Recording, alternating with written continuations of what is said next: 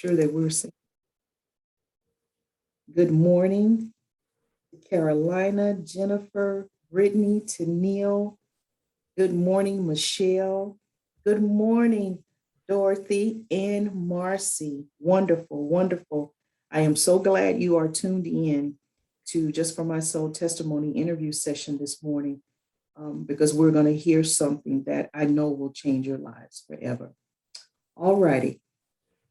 So you got all of our promos and announcements and who we are. I want to introduce to you my sister, my friend, my some days I'm mentor, some days she's mentor. That thing go back and forth. My confidant, Minister Linda Hewlett. She's so many things to me and my family, not just me, but my husband and my children, my prayer warrior, my covering, my partner in ministry. She is a board member of Just for My Soul Ministry. She's been with this ministry from day one. Intricate part of this ministry. If you don't see me, you will see her because kingdom work will go on. It will go forth. So we are the faces of Just for My Soul Ministries. And I thank God for her help because a vision such as this cannot be pulled off alone. So she is great to me and highly appreciated. But we're going to jump right in. Thank you all for being with us.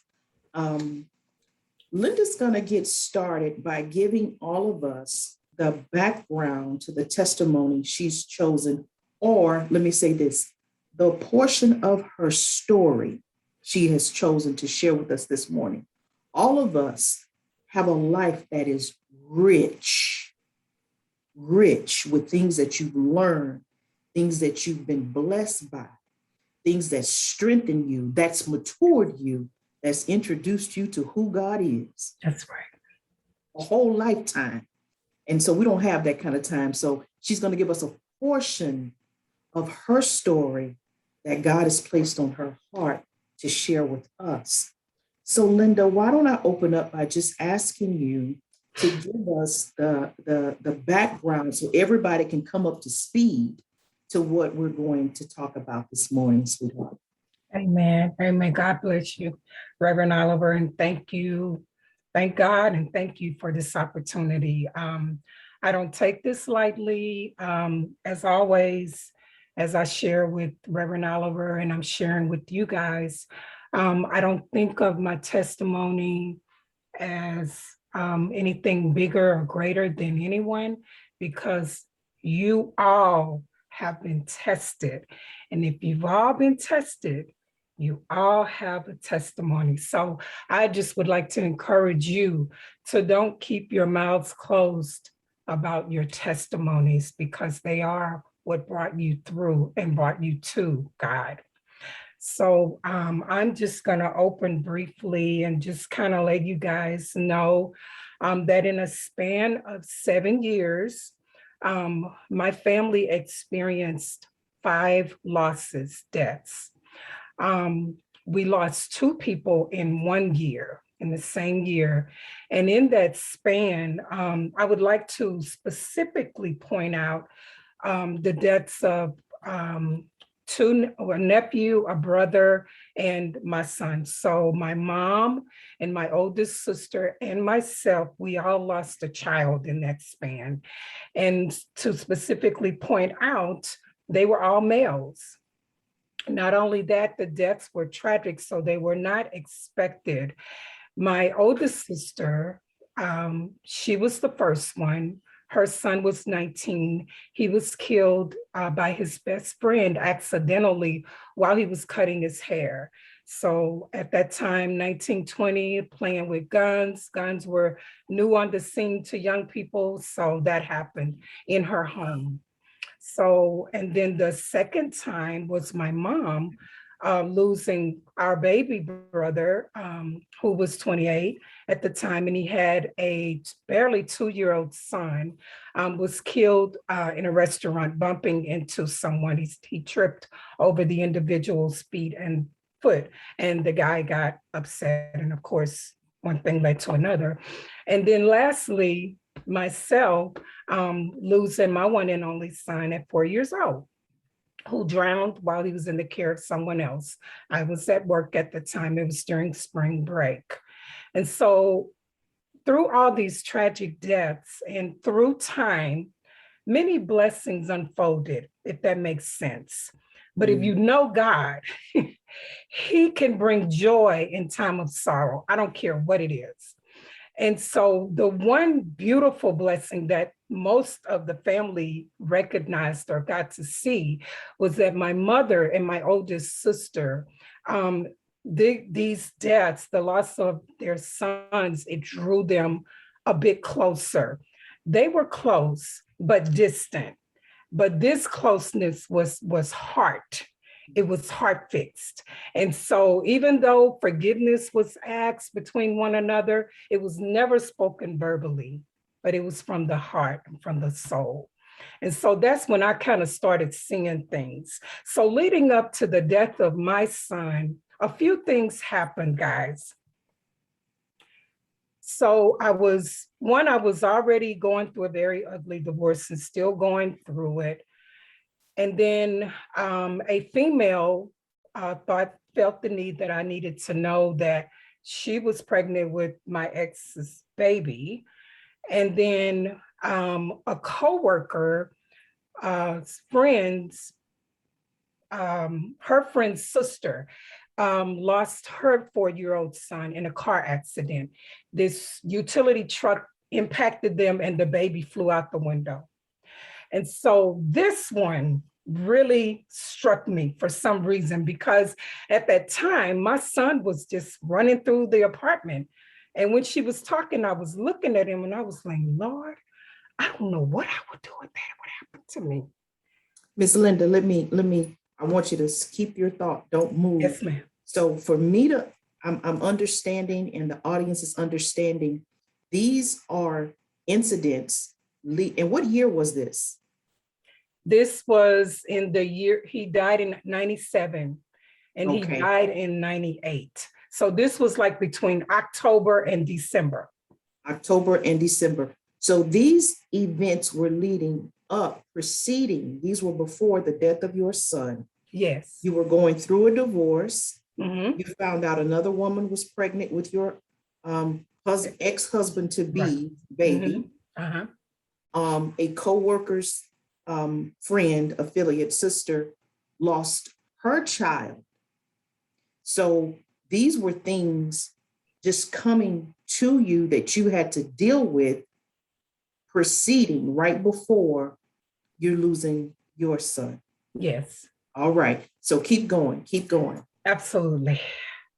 And so just very, very weird. So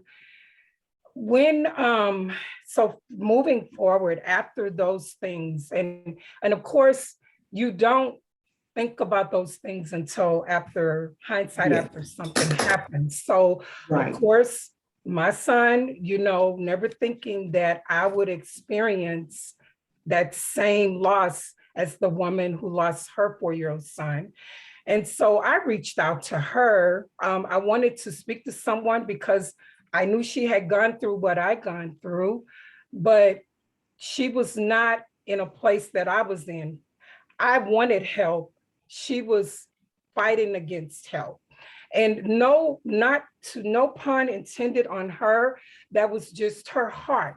But, when we experience grievances of any sort, we don't know what that person experienced before. So, Reverend Oliver was saying that, I'm giving y'all a little bit of this testimony, and there's a lot of legs to this one testimony, but there's many testimonies that I should have been dead before this. And so when this impacted me, it just added to what I was already going through. And so that's the beauty of me finding love through this.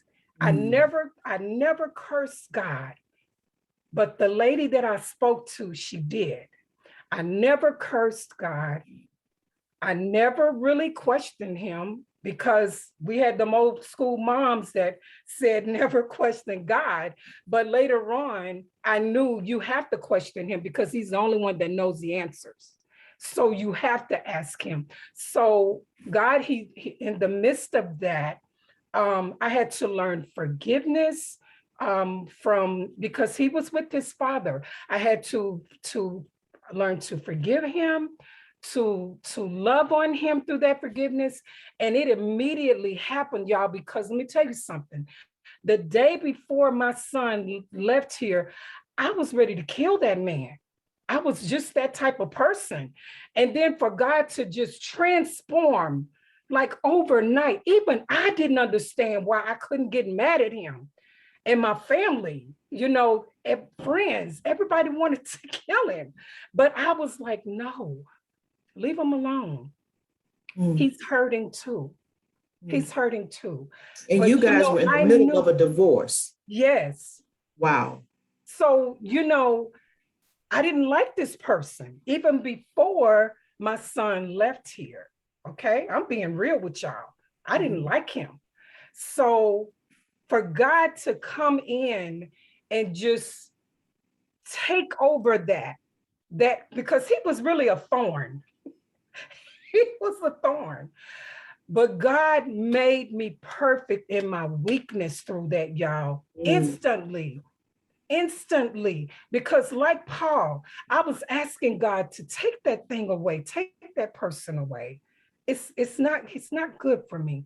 And then the child closes his eyes, and then it just changed. And the beautiful thing, when it happened, I had all these women that I worked with. We all were lost, clubbing, having a good time, drinking. I said drinking, not drinking, having us a good time. And then when this happened, my son's death impacted these women, y'all, and caused them to change like me or to become humble. It was a process, but it was starting a great process. And so these women, even women from the church I was attending, God divine women, powerful praying women, God, that's what was just coming to me.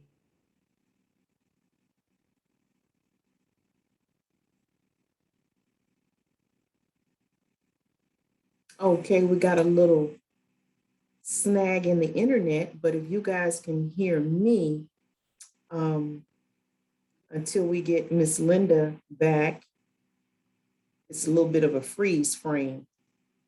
I don't know quite what happened, but I'm sure she's going to pop back in. So with that said, I just want to bring you guys back up to speed to her story. Okay. So she's saying at the time of going through a divorce, finding out somebody else was pregnant by her husband, having to go through knowing a coworker. Okay, you're back. I'm just getting everybody caught up. Going through a coworker's friend or sister losing a 4-year-old. All of these things happened right before she lost her son to a drowning while he was in the care of his father, the person she was divorcing. Immediately, Linda explained to us, she noticed that this unforgiveness and anger she had toward him just transformed into compassion immediately. It did. And let me hear you say, the little one was in his care. Yeah. Okay. So it transformed into compassion for him immediately. And then Linda came up to the point of speaking with us about being with a group of women that she worked with. And hey, they was living life. They was going out. They was on the town. They were doing their thing. And once her son did pass away, the ladies she was hanging with in the streets and the ladies from the church all surrounded her. And that's right where we had the little freeze frame. Yes. So go ahead, Linda. Yes. And that's why I say, Rev, it's your environment is very, very important. Yes. I want to encourage women, especially women, and this testimony or this story may not be for you, but it's one of my stories that is God's glory. Give God all the glory for. But even if this particular one is not, call me up. I'm sure I can look back and go down your lane to let you know how he dug me out of many ditches, many ditches. And that's why I feel like when this one demise came, it was not, and I know it's crazy to say this, Rev, because I lost my child, but I believe it was so divine because I was never the same. I was never that old man. I even tried to go back. I tried to start back drinking, thinking that's what would get me through. I tried, but it was like God was just sitting there and telling me, I love you. I love you so much. No, you can't do anything to cause me not to love you. Oh my God. Back up for me, Miss Linda, because Oh my of God. course, I know the story, but back up for me because I want others to hear, because like you said, you knew God existed, but you were not necessarily saved and following God at the death of your son. No, I wasn't. Okay, so let's track with the people so they can keep time in their imagination.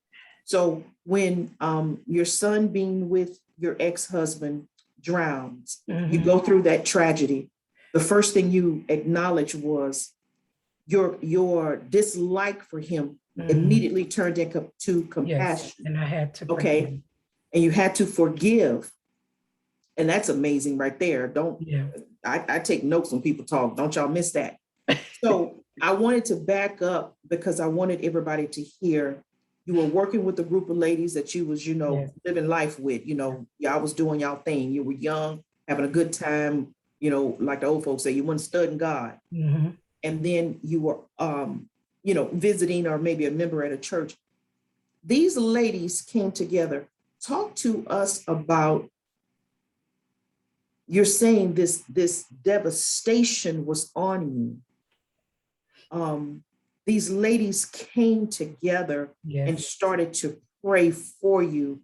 Talk to individuals about what you felt, what was revealed to you, what actually drew you, the process of being drawn into God with this, oh my God, with this pain. Yeah.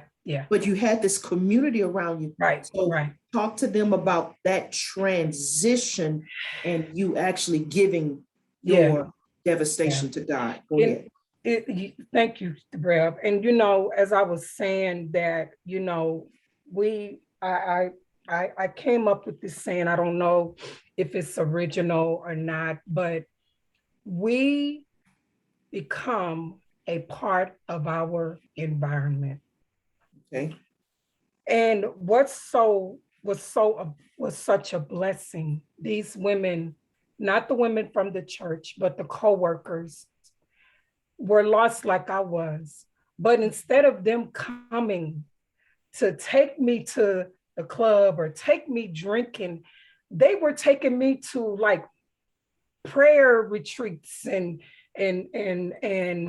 prayer huddles and circles from churches that they had heard about, or even some of the churches that they belonged to. And I felt myself just being surrounded by women touching and praying me. And y'all, when you receive that type of power, when you know that you want help, this is when you know that you gotta come out of hell. You gotta come out of hell. And you still seeing the fruit over in on that other side. And God puts you in that environment. Just open up.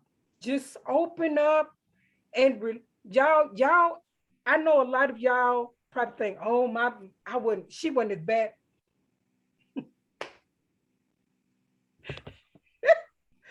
Oh Lord, I told you, just call Reverend Oliver and get my number and we'll talk.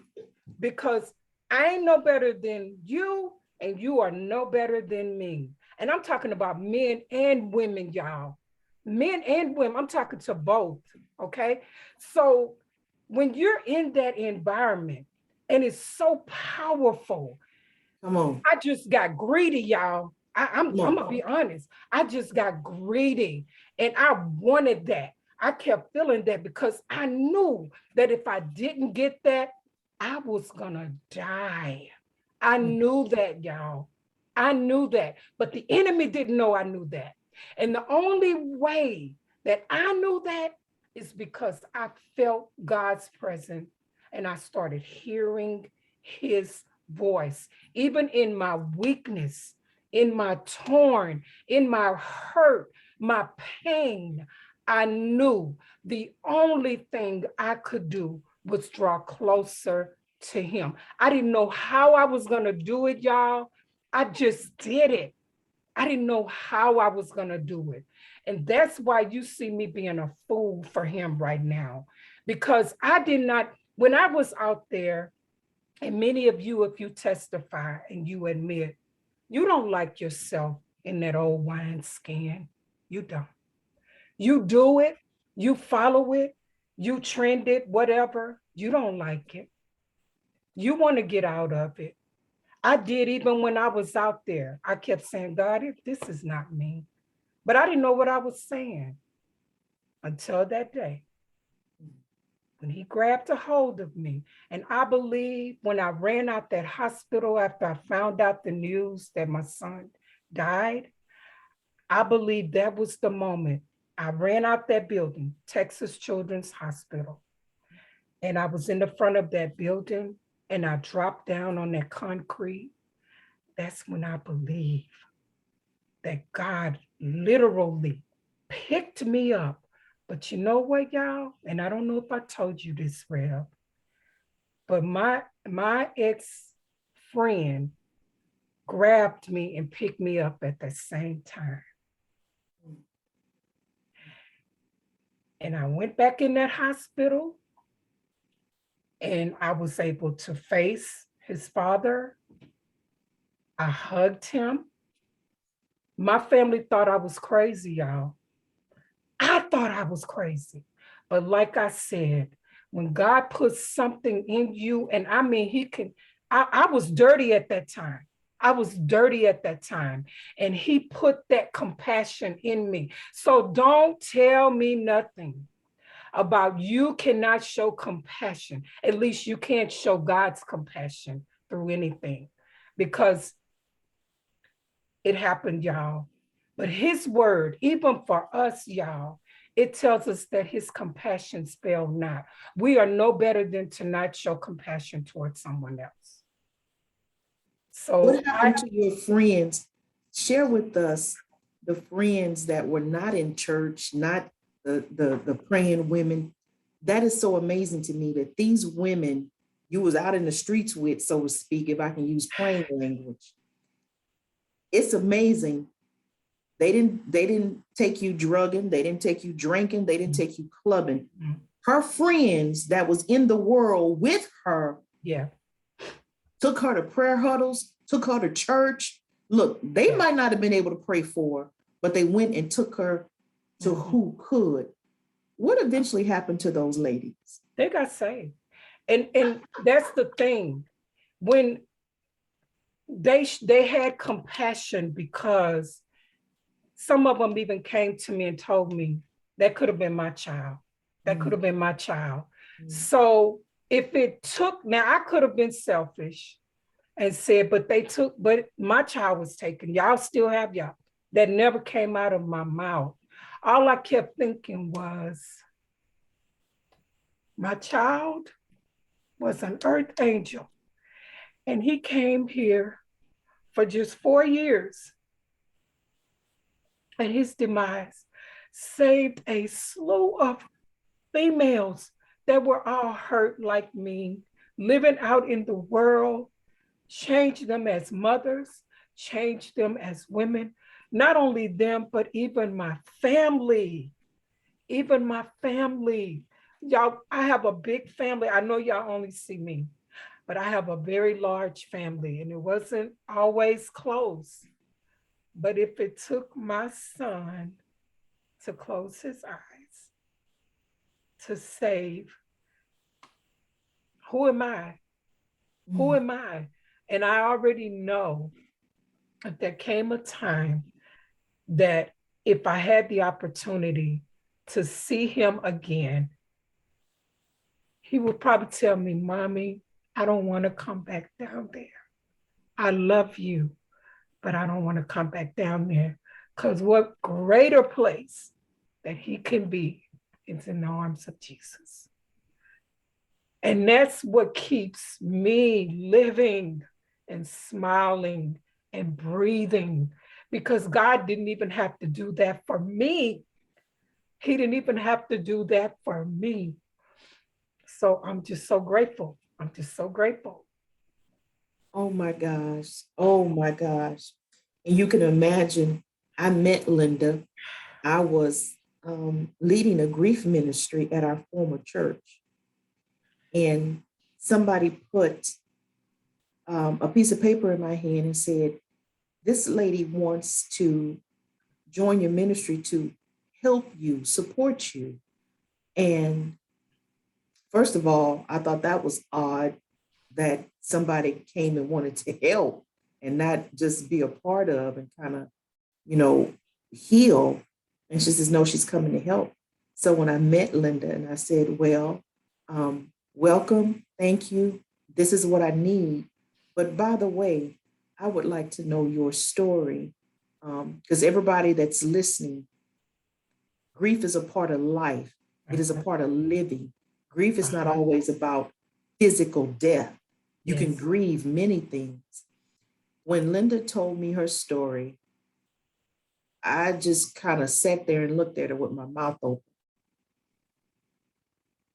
And I said, ma'am, first of all, come on, but I'm going to need you personally because you have survived something that's probably every parent's greatest nightmare. And she just looked so content and strong and matter of fact. And she says, I'm here to help you. And as she came into the ministry and started to share bits and pieces of her life story with the group, everybody started to see God differently. That the God we serve can come right along the side of the. Now, she's lost her brother, her nephew, and her son, all in a very short period of time. Went through a divorce, found out some other woman was pregnant with her soon-to-be ex-husband's child, had a friend lose a son, and all of this. And again, like Linda said, we don't have time for all the other years leading up to this, where things she's had to survive. Mm-hmm. But this thing was like the icing on the cake. Yeah. And she had friends that drove her into the face of God. And she got greedy and grabbed it. And she said, if I didn't, I knew I would die. Yeah. And in the midst of it, those friends got saved and started following God. Linda, so talk to us now about, I've been hearing it throughout and I've been taking notes, but what did you learn about God in this? What did you learn about God in this? And let me state, because Linda said this was in the 90s. We're in 2021. So a lot of times after our devastations and seasons, and you move away from the immediate incident happening, that's when you can kind of get removed from it years down, and you can look back and see the blessings, the growth, what it taught you about who God is. And the few things I wrote down, and you said immediately, you said, look, I wouldn't even say probably still dirty or doing whatever. Immediately, my heart got compassion and I felt forgiveness for the man. Not only was I about to divorce, but had my son at the time. I learned forgiveness. I've learned compassion. I also wrote down, you said, this devastation of losing a nephew, a brother, and my child brought my huge family, not just together like we do at a family reunion. You Right. said we came together on a heart level Yeah. and started loving each other. Mm-hmm. So those were just some things that I wrote down. Yeah. What would you say to our audience today of blessings, lessons, or what have you learned about God Himself? Yeah. A lot of people would immediately get angry. Yeah. Oh, I just don't believe in God no more because He allowed this to happen. They just go left, you Right. know. And sometimes that's a part of grieving. And you come back to God, and some people don't. Right. So what would you say? What would you say were blessings that you can see now? Mm-hmm. Lessons, life Mm-hmm. lessons that you've learned. And I shared what I wrote down that you said you learned. Mm-hmm. Or what did it teach you about God? God. So much, Reb. Yeah, I bet it I is. can, the thing about testimonies, and I heard my sister, our dear sister, Minister Edwards, say this, that through our mess, God gives us messages. And so even when you go through life tribulations and demises, possibly whatever capacity or whatever situation, whatever the situation may be, he always reveals things in that thing later.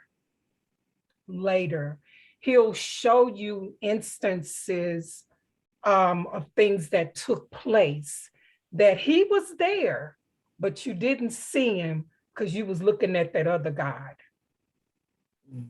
And even now today, he'll show me things. So through that process, that's how I drew intimate and closer to him, because it helped me to realize that I was looking for love in the wrong places, out Come in the on. world.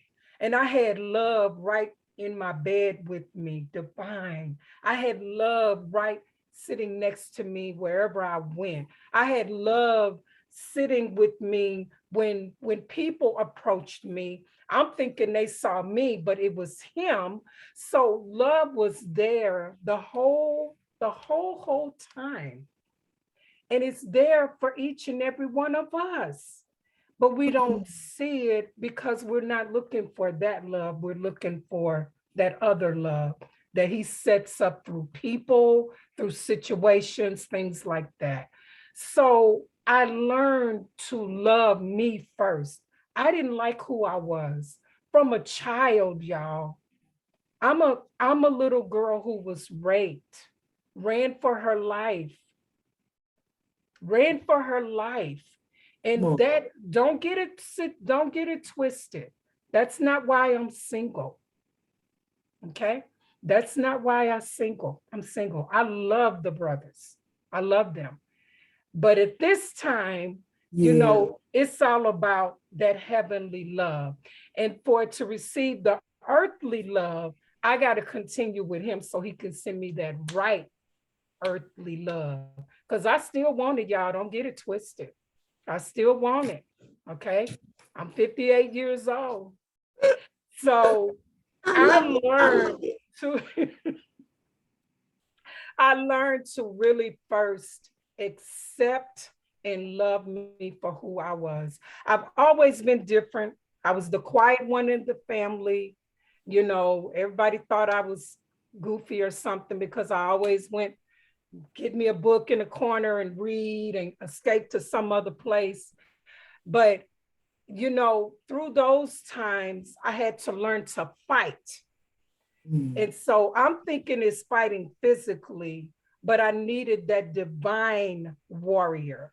And so through this demise, with God showing me so much, y'all, it taught me to love. And that's how I can still love even his father today. If his father picked up the phone, y'all, and called me today and said, I need prayer, I need to talk, I'm gonna be there.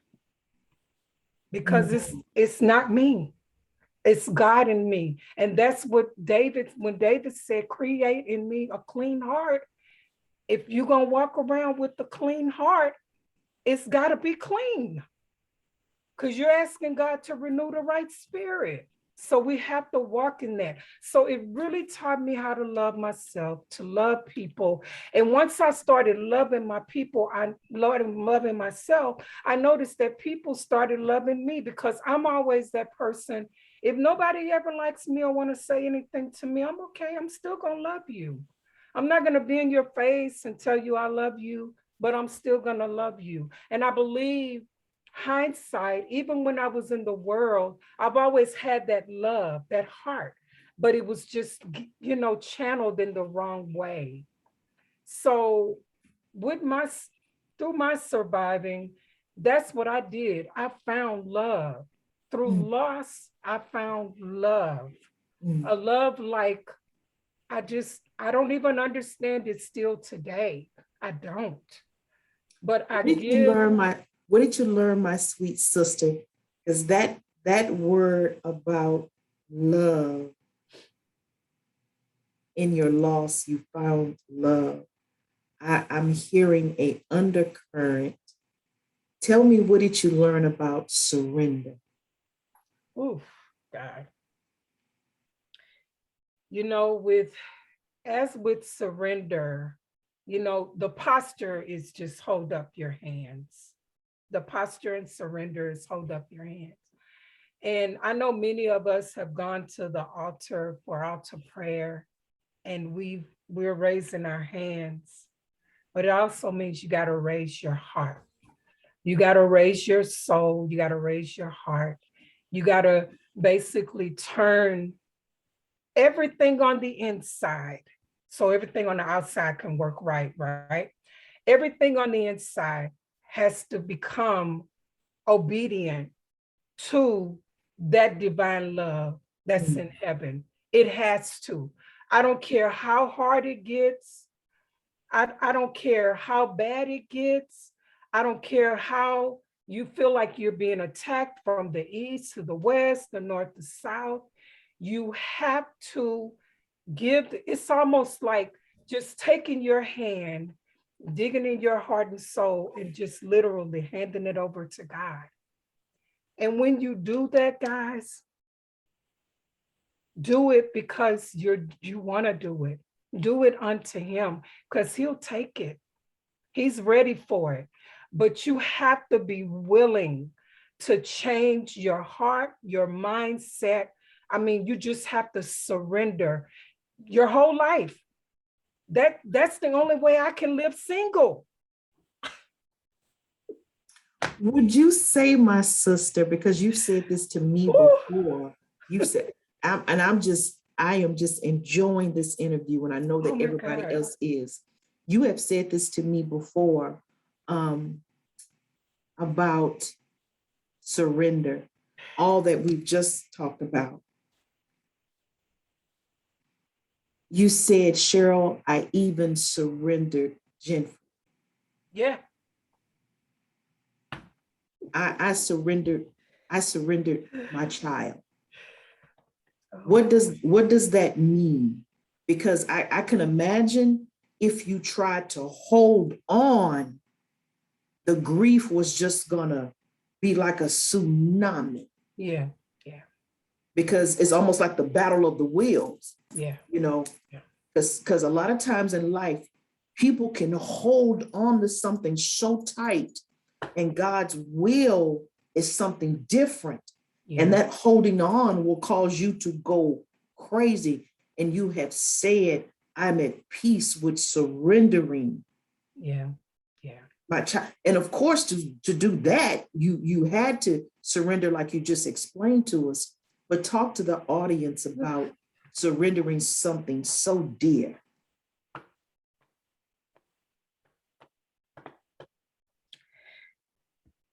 It was, if this makes sense, I wasn't one to really, once my son was gone, I'll say this, once he was gone, I came to the realization that he was gone. The house was quiet, it wasn't the same, but I didn't understand at that time that he was really with God. So I can recall going around saying, when people would ask me, how are you doing? How are you doing? And I would say, I'm doing okay. I'm just trying to, get my life together so that I can go to heaven like my son. I know my son is in heaven and I want to see him again. But I wasn't realizing that what I was doing here on earth, it wasn't unto Jeffrey, it was unto God. And that's when I came to the realization that my baby's okay. Stop concentrating on him. He's he's he is better than better. He is better than better and way better than you. And then I thought I had that analogy about me asking him to, for us to see each other again and what he would say. And all of that just really made it a little simpler to just turn him over to God. And I can remember that it even started before that, because when a few days after his death and my family came, two of my nieces, one niece is my age. I have a niece that's my age, and her son is my son's age. That's divine, y'all. I had no idea. It's divine. So, and the other niece had two boys, and they were all the same, around the same age. And I can remember in my fuzziness, they ran to me because my son had a lot of stuff. He had a lot of clothes. He was real fly, y'all. His mama had him fly. I wished I would have gotten a picture to show you guys, but I wasn't thinking. And so I could hear them. He can't wear that. Your son can't wear that either. So they were fussing over his clothes. And my first thought before I went to bed, I was like, I'm gonna keep all his stuff and it's gonna be something to hold close to me. But when I heard them, y'all, this thing is so crazy when you really surrender to God and don't even realize you're doing that. I gained some strength and I sit up on the bed and I said, y'all can take whatever you want. It's okay. You don't have to fight over it. Just take. For me, even to say that, I did not understand what I was saying, Cheryl. Yeah. That was giving my child to God. But I soon later realized when I was saying I have to get myself together to see him again, I realized that I had to get myself together to see God. And God would have opened the door for me to see him, however he wanted me to see him. My God. My God. Oh my God.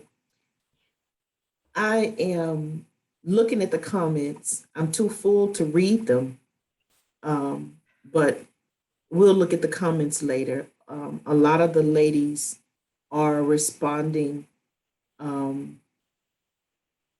in awe, as I did every time I hear your story, and I hear something different every time I hear your story. So I want to thank you. I want to thank you for telling us your story. I want to thank you for the courage to survive. Okay. We would not be blessed by Linda's life. And I'm just, what she does for me is phenomenal, just as a human being and us being a part of each other's lives. So, and many of you know her and what she may have done for you and what she's doing for you. Um, I want to say that I'm so grateful. I'm so thankful that she survived to tell her story. And I'm saying that because many of you may feel like what I've gone through, what's happening, I'm ready to give up. I'm ready to give up on God. I'm ready to give up on life. I'm ready to give up on family. There is no way that I'll be able to forgive. There's no way I could ever have passion. I'm going to stay stuck right here in time because I will never be able to get over this thing. We have heard a testimony that comes against all of that thinking, that you can survive, you can be whole, you can be ready for love because you're full of love. Hmm. You can be ready to love somebody because you're already full of love.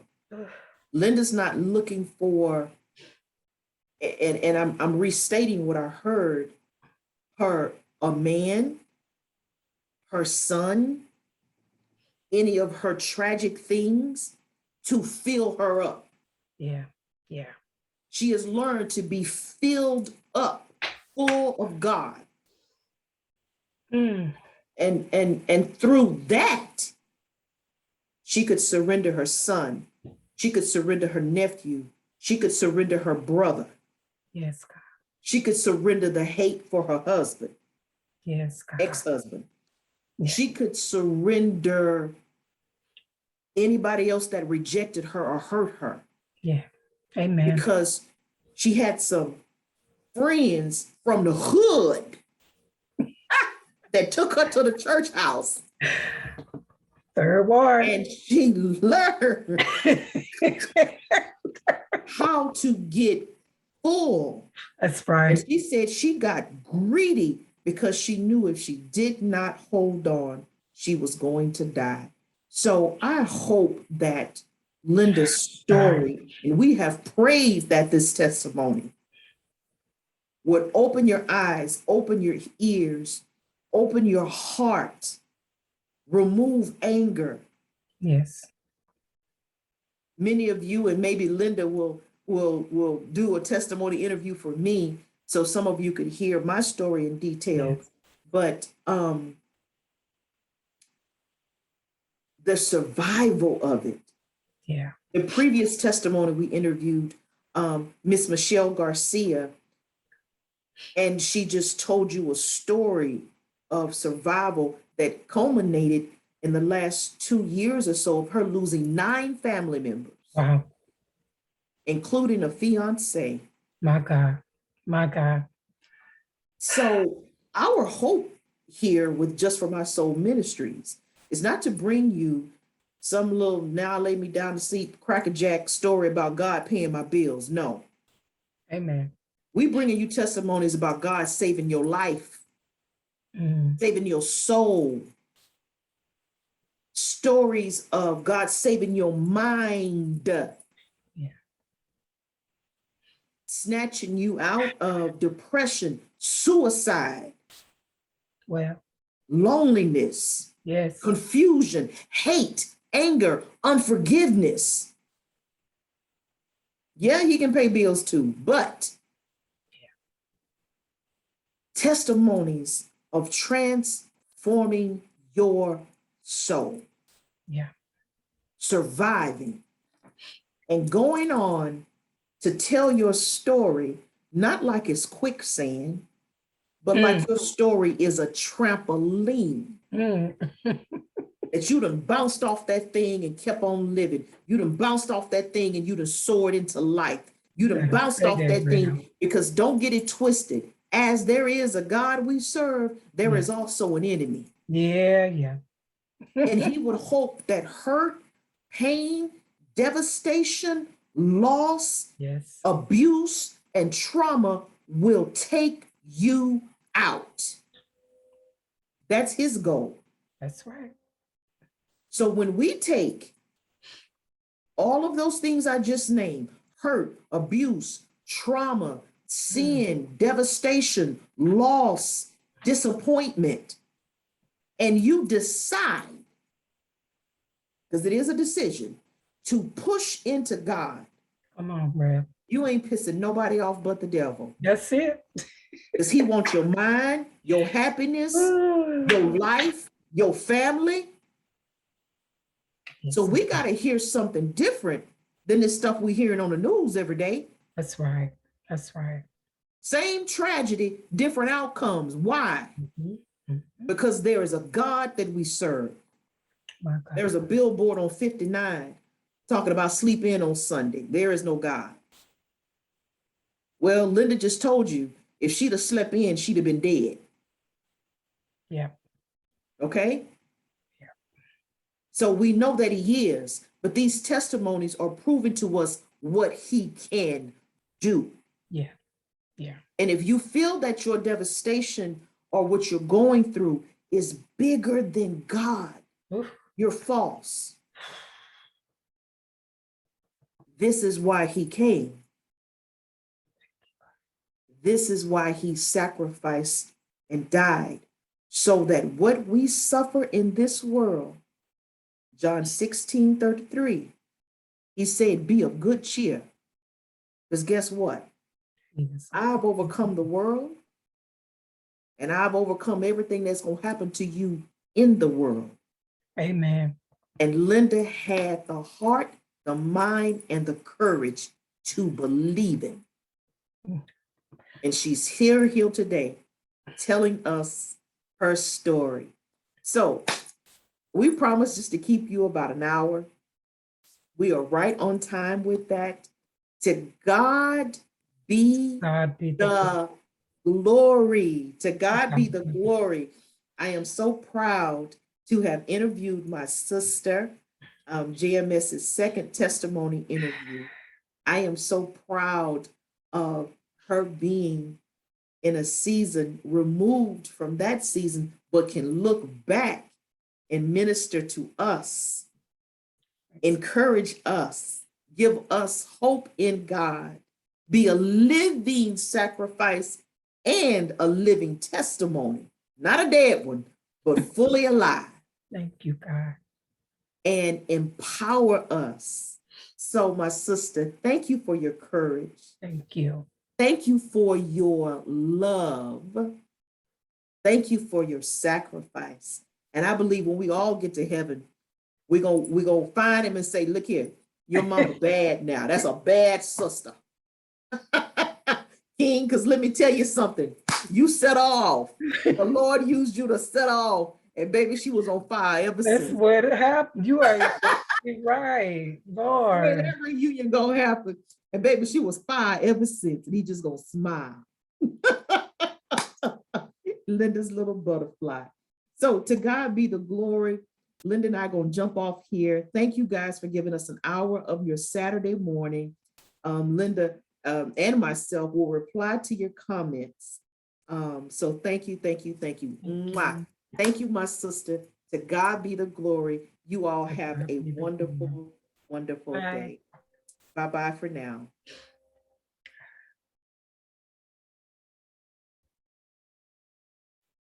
Let me tell you something. Let me tell you something. No, hold it. I gotta apologize. Ever since that weather came through, the internet been acting. So I guess I need to call them. I need to call my internet service. Yeah, because the power went out and stuff.